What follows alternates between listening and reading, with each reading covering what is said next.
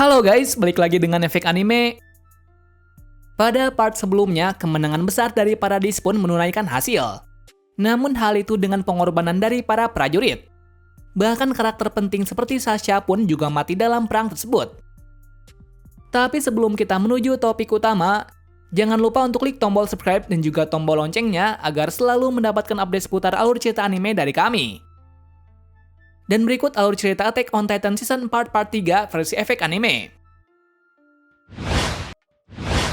Cerita berpindah ke masa sekarang, yang mana Armin yang sekarang sudah di Pulau Paradis. Tapi setelah kepulangannya, ia merasa bimbang dan merenungi di tempat Ani, lantaran ia sudah membunuh orang tak bersalah.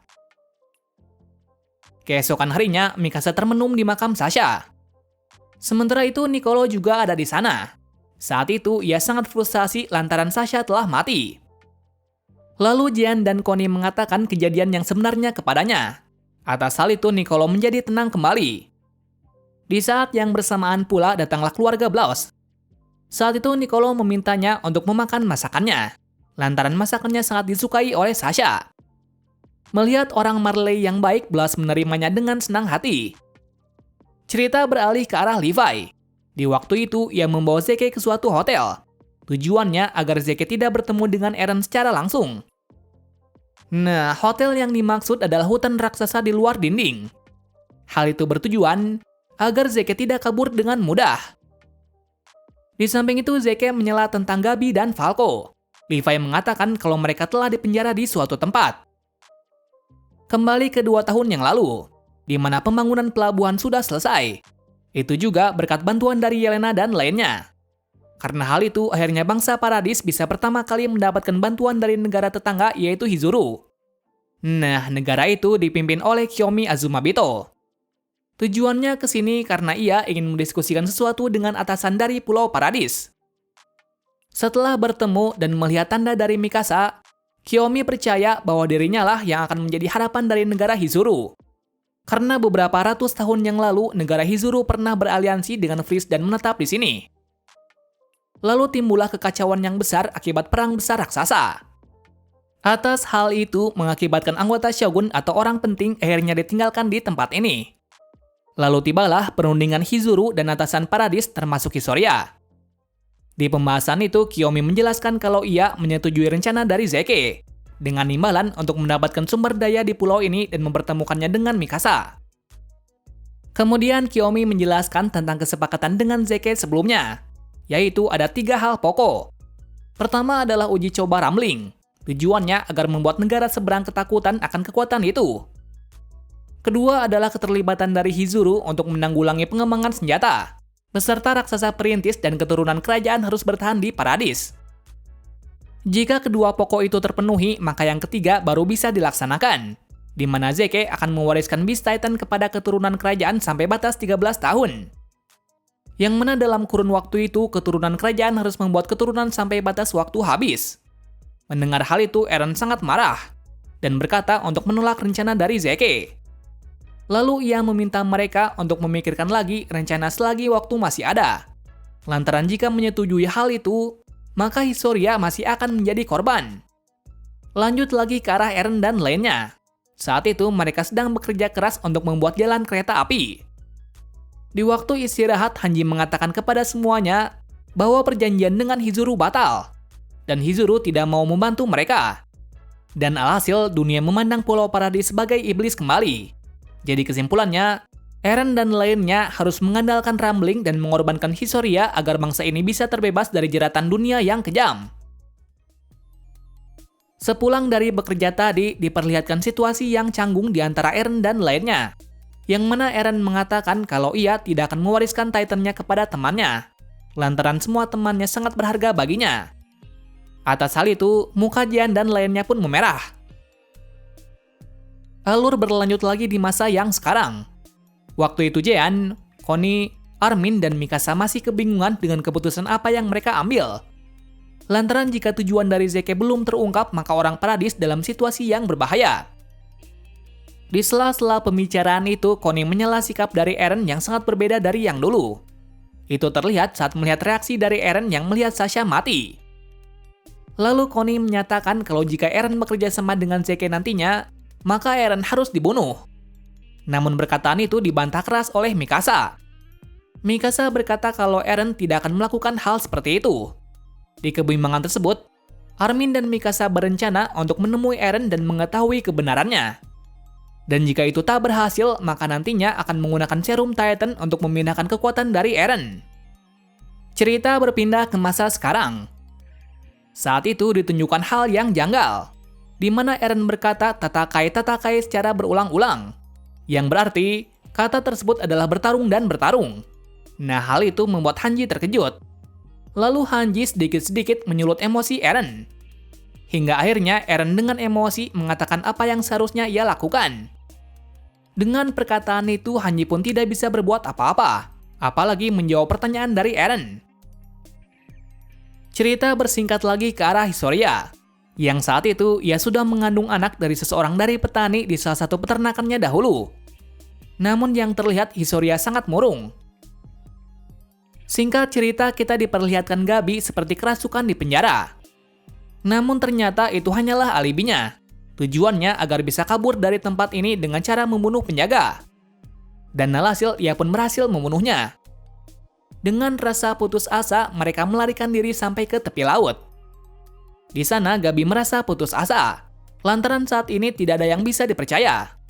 Di situasi itu ada orang yang melihatnya. Wanita itu bernama Kaya. Kaya yang tak tahu mereka berasal dari mana langsung membawanya ke panti asuhan. Yang ternyata itu adalah panti asuhan dari keluarga Blues. Karena tidak ingin diketahui identitasnya, Falco dan Gabi menyamarkan identitasnya. Di Lancy diperlihatkan Kiyomi yang disambut kedatangan oleh pemimpin yaitu Zekli.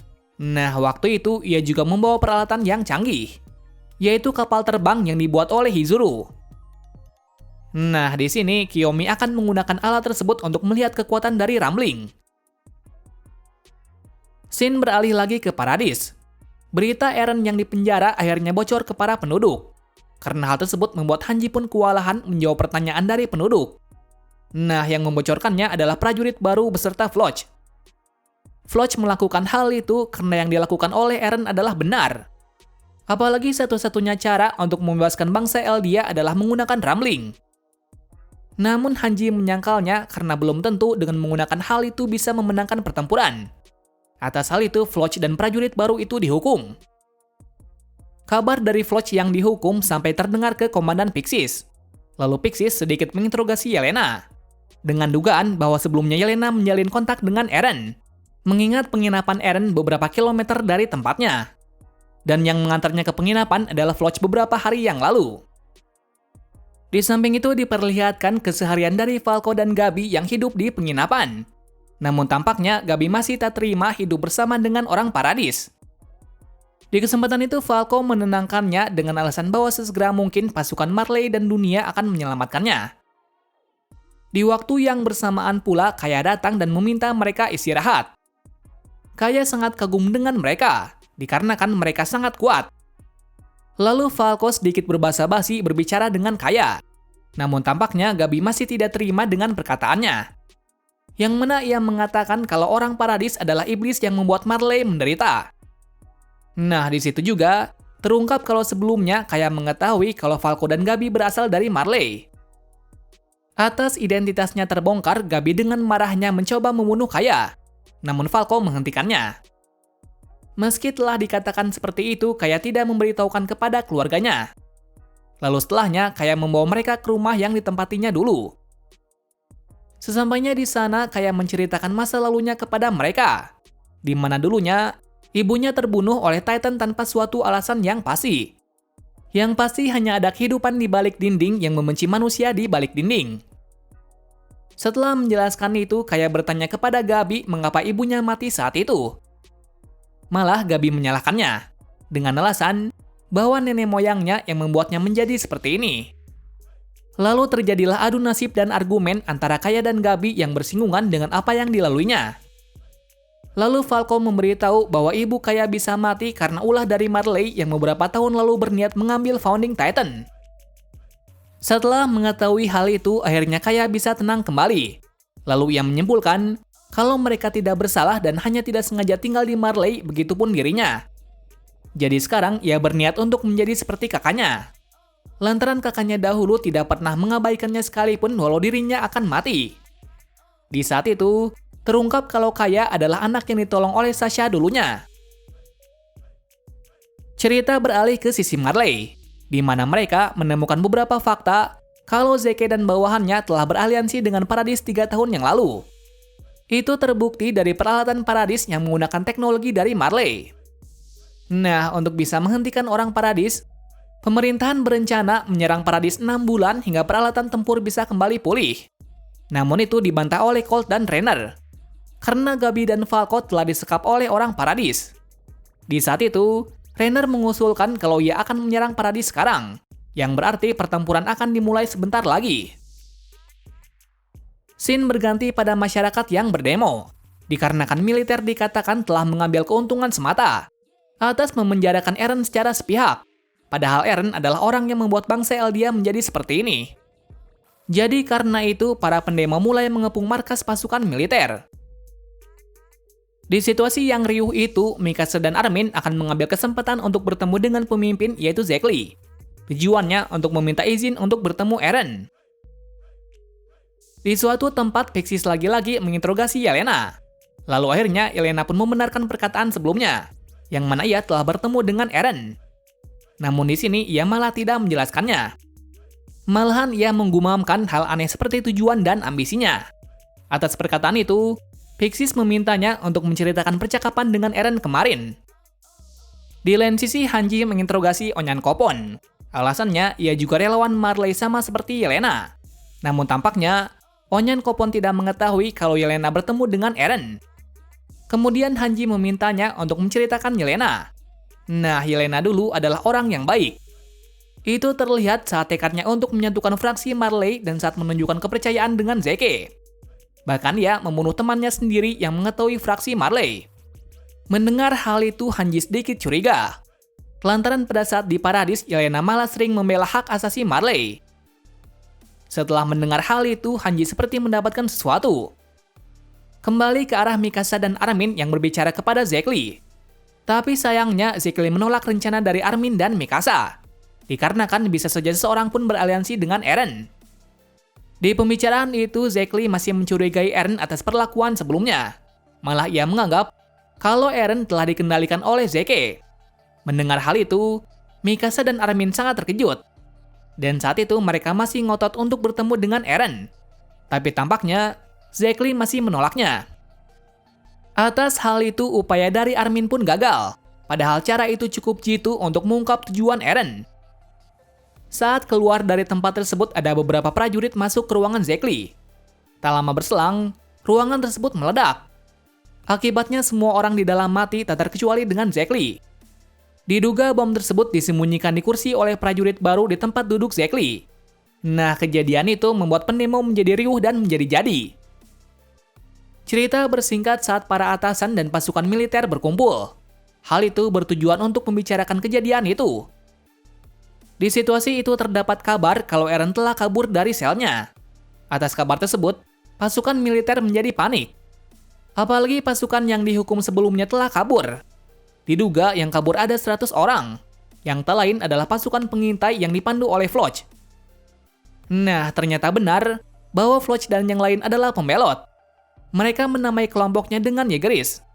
Lalu Eren pun menemui mereka dan berencana menemukan keberadaan dari Zeke. Keesokan harinya, para atasan serta bawahan dari Hanji mendiskusikan kejadian kemarin. Pada saat itu, Hanji mengungkapkan kalau kelompok itu bisa terbentuk karena pemerintah telah berencana untuk memindahkan kekuatan Founding Titan Eren. Namun Nel tidak memberitahu pasukan pengintai dikarenakan bisa jadi kejadian itu terjadi. Terlebih lagi, para pemberontak itu adalah pasukan pengintai. Jadi di sini Hanji harus bertanggung jawab dengan apa yang terjadi. Di situasi yang menegangkan itu, Pixis datang dan mengatakan untuk mengesampingkan hal itu karena tujuannya sekarang adalah mengetahui lokasi Eren dan Zeke serta menjaga Historia.